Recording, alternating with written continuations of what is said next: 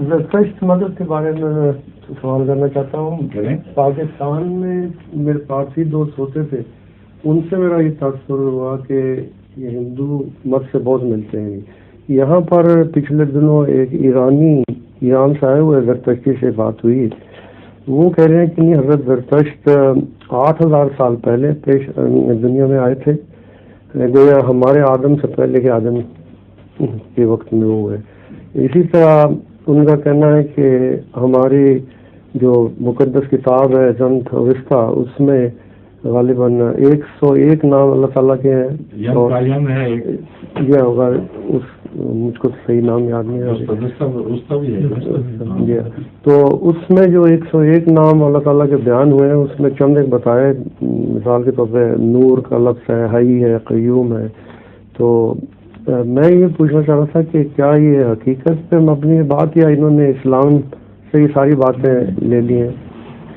ہمارے واقعہ یہ ہے, ایک تو اس شخص کو بالکل علم ہی نہیں اپنی تاریخ کا.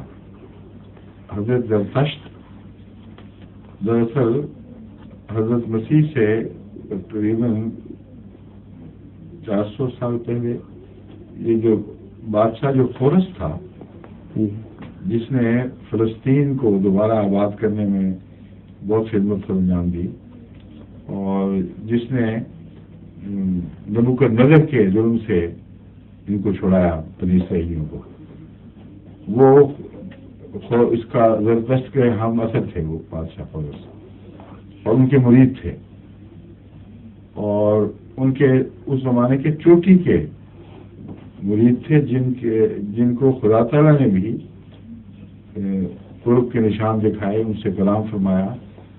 اور بائبل میں اس زمانے میں اگر کسی شخص کے متعلق یہ جو باہر کا تھا تاریخی کلمات ملتے ہیں تو وہ ملتے ہیں. بعد میں آنے والوں کے متعلق تو ہے, میں نعوذ باللہ رسول اللہ کو مستثنی نہیں کر رہا, مطلب اس زمانے کی تاریخ کے حوالے سے کسی غیر اسرائیلی کو غیر اسرائیلی کہہ کر اور وضاحت سے خدا کا یہ کہنا کہ میں اس سے کلام کروں گا اور وہ یہ کام کرے گا اور بہت بڑا انسان ہوگا, یہ خورس کے متعلق ہے. اور وہ حضرت زرتشت کا مرید تھا.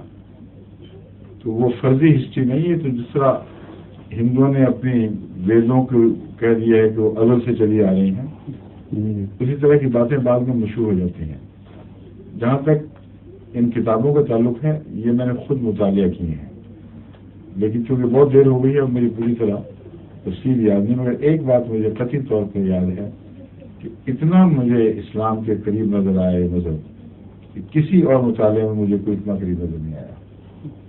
حضرت زرتشت کی اخلاقی تعلیم, خدا کے تعلق کی باتیں, اس کی صفات کا بیان, مجھے لگتا تھا جیسے کوئی مسلمان قرآن کریم کے حوالے سے باتیں کر رہا ہے, مگر وہ بعد میں نہیں بنی, پرانی موجود ہیں, اس میں کوئی شک نہیں. اسلام کے قریب ترین مذہب ہے. صرف بعد میں آنے والوں نے ایک دھوکہ کھایا. قرآن کریم جو فرماتا ہے نا, نور کی اندھیرے سے لڑائی, نور غالب آتا ہے, اندھیرا بھاگ جاتا ہے, اس قسم کی جو باتیں ہیں, حق اور باطل کی لڑائی, نور اور اندھیرے کی لڑائی ایک جیسے نہیں ہو سکتے. یہی مضامین حضرت زرتشت نے جب بیان فرمائے تو بعد میں آنے والوں نے یہ سمجھا کہ اندھیرے کا خدا اور ہے اور نور کا خدا اور ہے, اور جس کو ہم شیطان کہتے ہیں اس کو مخلوق کی بجائے خالق بنا لیا, اور خالق ہر بری بات تھا. یہ فلسفہ ان کے دلوں میں پیوست ہو گیا کیونکہ ایک بڑا مسئلہ حل ہوا. وہ مسئلہ یہ تھا کہ اگر اللہ تعالیٰ ہی خالق ہر چیز کا, تو پھر بدی بھی اسی نے پیدا کی, بھلائی بھی اسی نے پیدا کی, اندھیرا بھی روشنی بھی, تو پھر باقیوں کا کیا قصور ہے, اور پھر آخری ذمہ داری اس پر پڑے گی. تو یہ جو باقی مذاہب میں ہمیشہ سے بحث چلی آ رہی ہے, ان کو یہ آسان حل مل گیا کہ نہیں, بدی تو ہے ہی الگ, وہ بھی ازلی ہے اور بھلائی بھی ازلی ہے. بدی کا خالق بھی ازلی ہے, بھلائی کا خالق بھی ازلی ہے. ان کے اندر سیسا چلتا رہتا ہے, کبھی ایک کا زور چل گیا, کبھی دوسرے کا زور چل گیا. اور جو بدی کے نمائندے ہیں وہ اندھیرے ہیں, اور جو بھلائی کے نمائندے ہیں وہ روشن ہیں، چنانچہ آگ کو بھلائی کے نمائندے کے طور پر انہوں نے اختیار کیا، روشنی کے سمبل کے طور پہ۔ بالآخر چونکہ اس کے ساتھ خدا کا تصور باندھا گیا تھا، انہوں نے آگ کی پرستی شروع کر دی اور آگ کو حفظ کر دینے لگے، ہمیشہ آگ جلتی رہے، کبھی بھی نہ بجھنے پائے۔ یہ اس لیے ان کے مذہب میں زور دیا جاتا ہے کہ وہ سمجھتے ہیں خدا کا سمبل ہے، وہ عبادت بے شک خدا کی کریں مگر آگ کی وساطت سے کرتے ہیں، اس کے سامنے سر جھکاتے ہیں کہ چونکہ یہ خدا کا سمبل ہے اس لیے یہی ہمارا معبود ہے۔ یہ ہے اس کی حقیقت۔ اور مجھے تعجب ہے آپ نے ہندوازم کے قصہ کبھی سنائے، کوئی بھی اس کا واسطہ ہندوازم سے نہیں ہے سوائے اس بات کے کہ ہندوازم بھی اپنی سورسز میں الہی کلام تھا۔ وہاں اگر جا کے دیکھیں تو پھر سب مذہب برابر دکھائی دیں گے، مگر دوسری بات اگر مشابہت ہے تو وہ ازل سے ہونا یا انسان آدم سے پہلے کی تاریخ بیان کرنا۔ یہ آپ سے میں نے سنا آج، ہو سکتا ہے پہلے بھی آپ کو وہاں کسی نے یہی بات بتائی ہو۔ ہندو کہتے ہیں اپنے ویدوں کے متعلق یہ قدیم سے ہیں، یا پھر یہ کہتے ہیں آپ سے سنا، میرے پہلے نہیں پتا تھا یہ کہتے ہیں، ان کی کتابوں میں یہ نہیں لکھا ہوا۔ ہندو مذہب سے میں اس لیے کہہ رہا تھا کہ یہ گائے کی بھی پرستش کرتے ہیں، بلکہ ان کے یہ فارسی جو ہے یہ ہندوستان میں آ کے وہاں شروع کیا ہوا انہوں نے،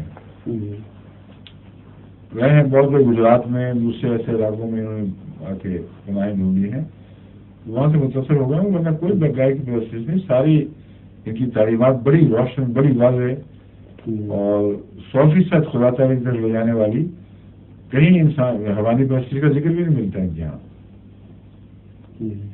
باتیں ہیں، روزے ہیں، ساری شریعت لگتا ہے کہ اسلام سے نقل اتاری گئی ہے، اسلام کی نقل اتاری گئی ہے۔ ٹھیک ہے، جو بھی یہاں یہ ہوا جب انہوں نے تمام جو انسانی ہمدردی کے کام کرنے والے لوگوں کو، دعوت دین کے لیڈروں کو، اس میں ایک زرتشتی کو بھی دعوت دی، اور یہ یہاں کی فضول رسم خام خواہ اختیار کر لی کہ جتنے مہمان خصوصی تھے ان کی بتیاں جگائیں اور ہر ایک کو کہا کہ تو اپنی بتی بجھاؤ پھونکے مار کے، اور وہ زرتشتی ماں کو یہ کہہ رہے ہیں کہ پھونک ہوا کہ بتی بجھاؤ زیادہ کرے۔ اور وہ مجھے ملنے بھی آئے جب تو میں نے کہا، وہ بچیوں کی بات بتائی، میں نے کہا میں نے سے بتی بجھائی، اس طرح کا نہیں، پھر میں نے بجھا دی۔